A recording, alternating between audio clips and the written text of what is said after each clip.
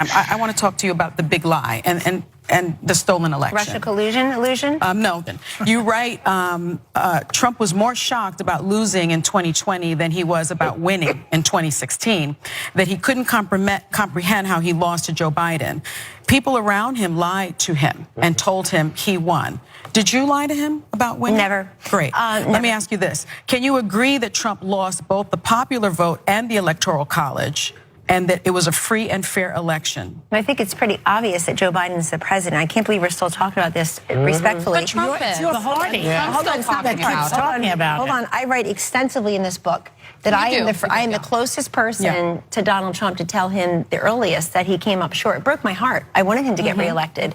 He should have won huge. He had all these accomplishments. He's running against a guy who's stuck in the basement, and you're in the middle of a pandemic. You say, folks, don't change. But why does he continue? Why does he continue? You can amass evidence, get people to But it's a year later. sign affidavits. It's a year later. He's still lying. And guess what?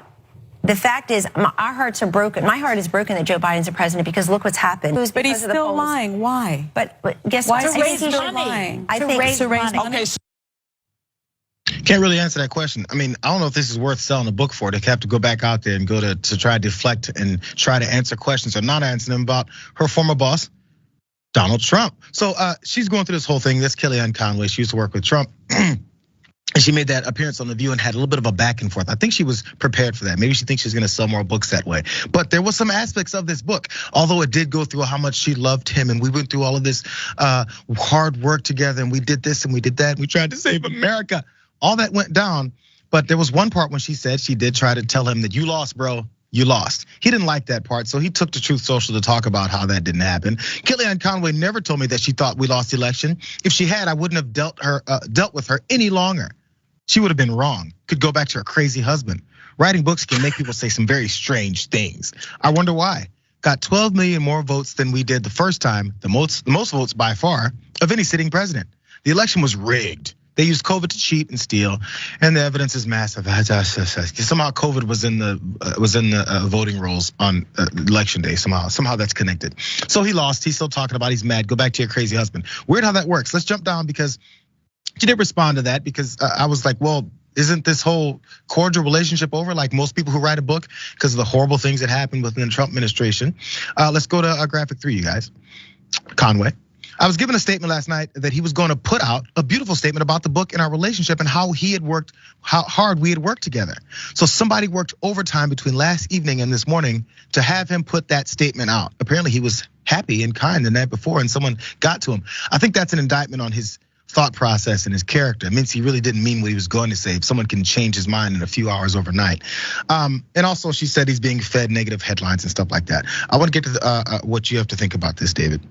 Well, a couple of things. Kellyanne Conway, she's within one of these social circles where I think there's a lot of pressure on Republicans who work for Donald Trump to come clean and admit simply for their own social graces that, yeah, Donald Trump didn't win the election. Donald Trump didn't, he lost. So I have a feeling, though, that Donald Trump is telling the truth here. I don't think Kellyanne Conway actually did go tell Donald Trump that you lost. I think this is her effort now because she sees the future. She sees where her social circles are. She sees the impact on her family, certainly an impact on her husband. She has, in order to win back the respect of some of the people that she interacts with, she has to come down and say, for historical reasons, I was on the side of, yes, Donald Trump lost.